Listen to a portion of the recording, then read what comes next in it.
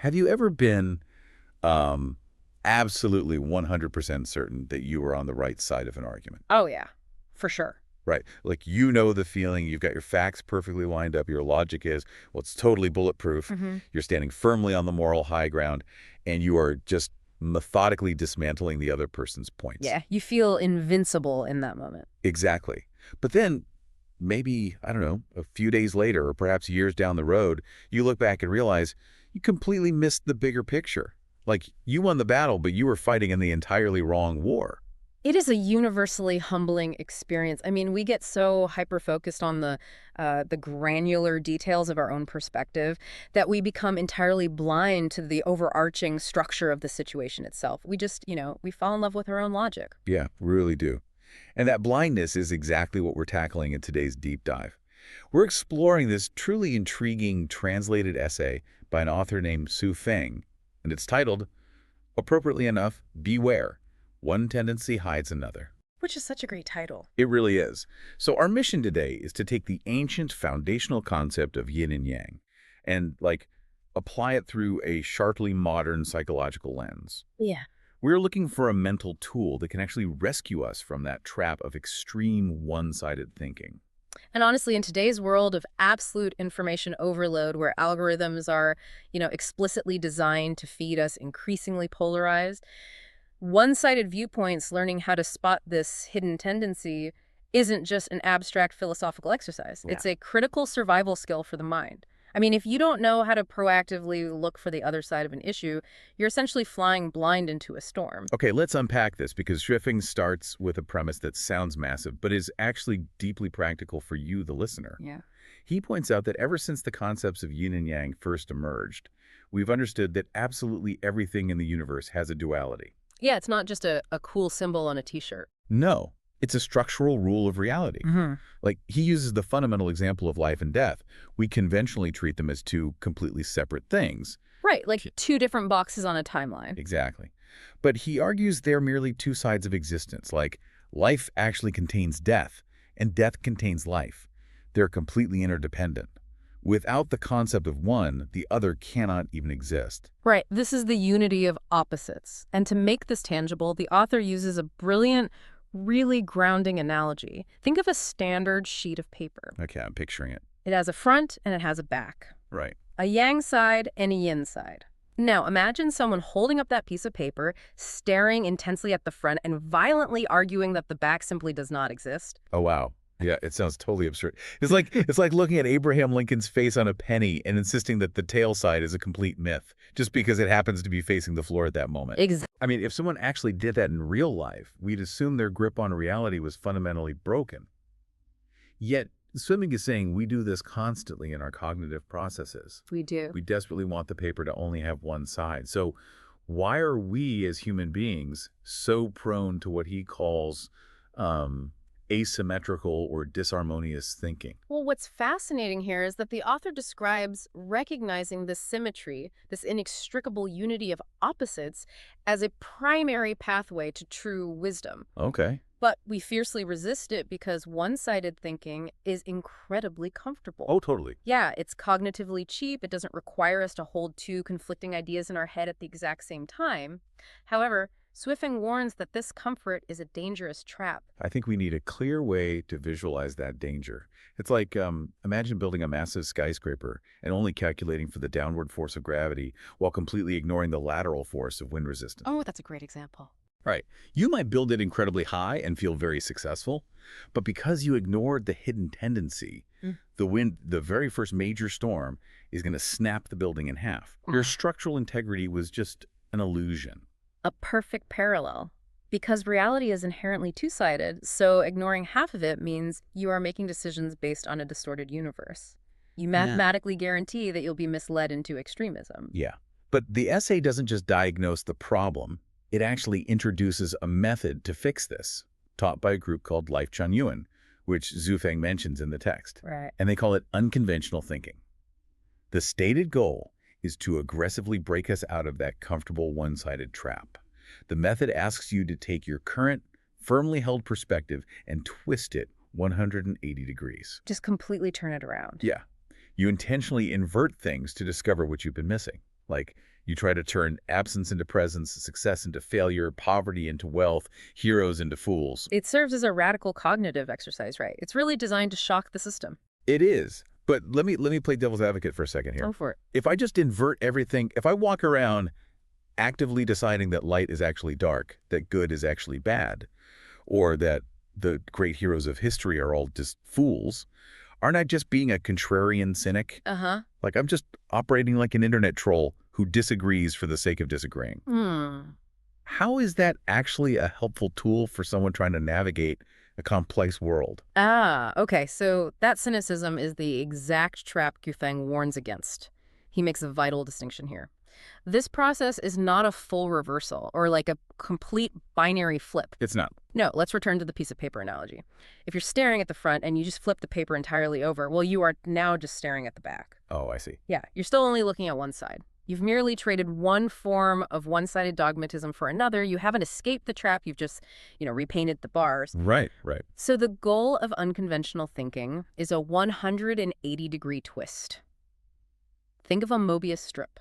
Oh, okay. Yeah. So if I take a long strip of paper, give it a half twist, and tape the ends together, I create a continuous loop. Precisely. You create a geometric shape where the inside seamlessly becomes the outside. If you run your finger along it, you trace both the front and the back simultaneously without ever crossing an edge or lifting your finger. Wow. Schweffing is saying our minds need to operate like that. We need to perceive both the front and the back at the exact same time until we can no longer distinguish which is which. So if I'm tracing that strip the moment I think I've mastered good, my finger is actually already touching bad. Exactly. It's inescapable. Applying this to a modern everyday scenario makes it incredibly clear. Imagine like a CEO pushing a massive new initiative for relentless efficiency in the workplace. Right, we've all seen that. Yeah. The visible tendency is success, higher profit margins, streamlined operations. Sure. But if that CEO uses unconventional thinking and traces the Mobius strip, they'll realize that embedded directly within that success is the hidden tendency of failure. Yeah. Employee burnout, massive turnover, the loss of institutional knowledge. Mm-hmm. The failure doesn't happen after the success, it's being generated by the success. Yes, and seeing that interdependence before the crisis hits is the value of the exercise. In fact, the author goes as far as to claim that when you can do this, when you perceive that unity so clearly that the very concepts of life and death or success and failure vanish as separate categories, that is the mark of a true master. Wow. A saint, really. You have broken entirely free from the illusion of the binary. Okay, here's where it gets really interesting, because the essay then takes a fascinating pivot. Schweffing drags this lofty theory right down from the mountaintop into, like, human passion and bloody history. He really goes there. He does. He starts with something incredibly personal, his own middle school romance. He describes being deeply, intoxicatingly in love with a classmate, and he quotes his classic, overly dramatic mindset. In heaven, let us be a pair of winged birds. On earth, let us be intertwined branches, unwavering even if the seas dry up. Oh, man. I know it sounds beautiful, but he identifies it as an extreme tendency. Yeah, it's the blinding light of pure infatuation. Exactly. He realizes later that this intense tendency of pure romance completely masked the hidden tendency beneath it. Like, it hid the inevitable sorrow, the parting, the bittersweet reality, and decades of yearning. The brighter the light of that infatuation, the darker the shadow of sorrow it was secretly casting. And if we connect this to the bigger picture, we see that what happens in a middle school romance is the exact same psychological mechanism that drives the darkest chapters of human history. Yeah. When a collective group becomes entirely consumed by a quote-unquote sacred tendency, they become utterly blind to the horrific tendency lurking right beneath it. The feeling of righteousness is often the clearest, most urgent warning sign of extreme thinking. Definitely. And for you listening, we should note that Schweffing uses some incredibly intense historical case studies here. And regardless of where anyone stands politically on these events today, we are just looking at his focus, which is purely on the psychological mechanics of the people involved. We're impartially exploring his theory, not endorsing a specific political framing. Absolutely. So keeping that in mind, he points first to the Cultural Revolution in China. He describes the national fervor, millions of people passionately chanting slogans like breaking the four olds. Right. They felt like they were part of a glorious revolutionary movement. He actually notes their mindset was strikingly similar to his youthful romantic infatuation. It was intoxicating for them. Right. But that lively, exuberant tendency completely hid the catastrophic reality of what was unfolding. Yeah. The passion masked the destruction. They were obliterating tradition without building any genuine faith to replace it, which led directly to immense personal and national tragedies. The righteousness of the cause prevented anyone from looking at the back of the paper. He then looks at Nazi Germany. He points out that Hitler's SS soldiers fought heroically and relentlessly. Why? Because they were fervently convinced they were fighting for a great and sacred cause. Their heroic tendency entirely masked the fact that they were serving a brutal fascist regime. And, he applies the exact same logic to modern holy war terrorists, specifically referencing the attackers who flew planes into the World Trade Center. And the psychological breakdown he offers regarding those attackers is, frankly, deeply chilling. It really is. He notes that these individuals often face death without hesitation because they feel a supreme sense of honor, greatness, and pride. They feel immense joy, even. But that profound feeling of sacredness is just one tendency. It's the front of the paper. Exactly. Because they are trapped in one-sided thinking, that sacredness completely conceals the other tendency, the immense, unfathomable evil of their actions. The brilliance of their perceived holy mission blinds them to the darkness they're actually bringing into the world. It is a profound warning. Any belief system, no matter how logical or righteous it feels to the people inside it, becomes toxic the very second it denies that its opposite exists. Yes. If you think your cause is the most righteous in the world and you vehemently refuse to look for the hidden tendency, Streffang says you are actually walking an extreme path that violates the fundamental way of the universe. And the terrifying thing about those historical examples is that they stem from a much deeper foundational error in how we view reality itself, which is where the battle between materialism and idealism comes in. Oh, right. He argues that this one-sided trap applies to our most foundational views of existence. Materialism, the belief that only physical matter exists, and idealism, the belief that consciousness or spirit is primary, are literally just the front and back of the exact same piece of paper. Atheism versus theism, the ultimate binary that humans have been arguing over for centuries. Let's deeply unpack the specific mechanics here. What are the actual dangers the author associates with picking just one side of that philosophical coin? Well, let's start with pure materialism. If you claim the world is purely material and you completely ignore the role of spirit, mind, and consciousness, the author argues you dangerously exaggerate human agency. You inflate what he calls subjective initiative. Meaning, we start to believe our willpower alone dictates reality. Yes, exactly. When humans believe there is absolutely nothing beyond the physical material realm, we place ourselves at the absolute center of the universe. We become the ultimate arbiters of reality. I see. We think we can engineer nature, control society, bend the world to our will without consequence. It inevitably leads to profound arrogance, conceit, pride, and ultimately irrationality. It leads to the hubris of thinking we're untouchable gods of the physical realm. But swinging to the other extreme carries an equally terrifying consequence, right? Oh, absolutely. If you claim the world is purely ideal or consciousness-based and you disregard the value of material existence, you mislead humanity in a different but equally destructive way. Pure theism, according to Zhuofeng, tends to suppress and stifle innate human nature. Why does it do that? What's the mechanism there? Because if you genuinely believe only consciousness or the spiritual realm matters, physical reality becomes disposable. Oh. Right? If saving a soul for eternity is the only metric that holds value, then physical torture, extreme censorship, or psychological terror in the material world suddenly becomes highly justifiable. Wow. Yeah, that makes sense. You crush innate human freedom because the physical human experience is viewed as inherently flawed, sinful, or meaningless compared to the divine. You cannot chop the universe in half and expect human beings to stay sane. No. If you take materialism and theism and you force people to choose only one side to live under, you are guaranteeing they will eventually suffer the severe negative consequences of whichever side they ignored. The paper must have both a front and a back. But the tragedy, according to the author, is that almost no one sees this. And you can tell he writes this essay from a place of deep, almost melancholic frustration. Yeah, you really feel it. He mentioned spending 6 months reading extensively across domestic and international Chinese websites back in 2004, analyzing articles by well-known authors and thinkers. And he finds that everyone, universally, is trapped in self-satisfied, one-sided thinking.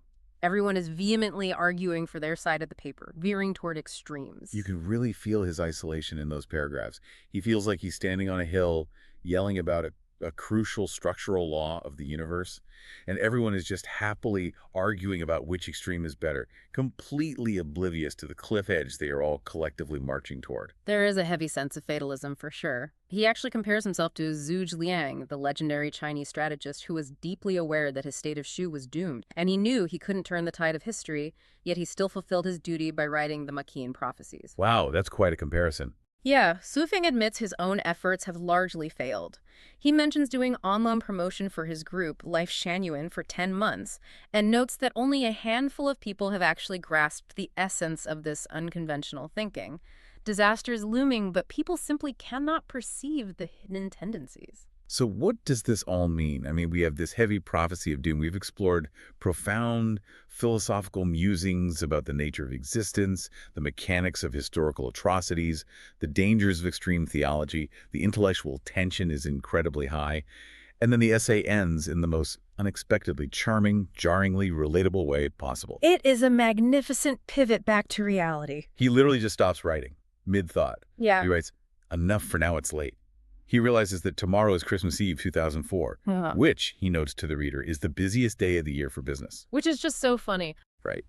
This deep philosopher who just finished explaining the fundamental duality of the universe and the impending tragedy of our collective extreme thinking suddenly says he needs to save his energy so he can go to work tomorrow and make a bit more money during the retail rush. It grounds the entire abstract theory in raw, everyday survival, the profound and the profane, existing on the exact same piece of paper. It's the ultimate reminder that even philosophers have to pay the bills.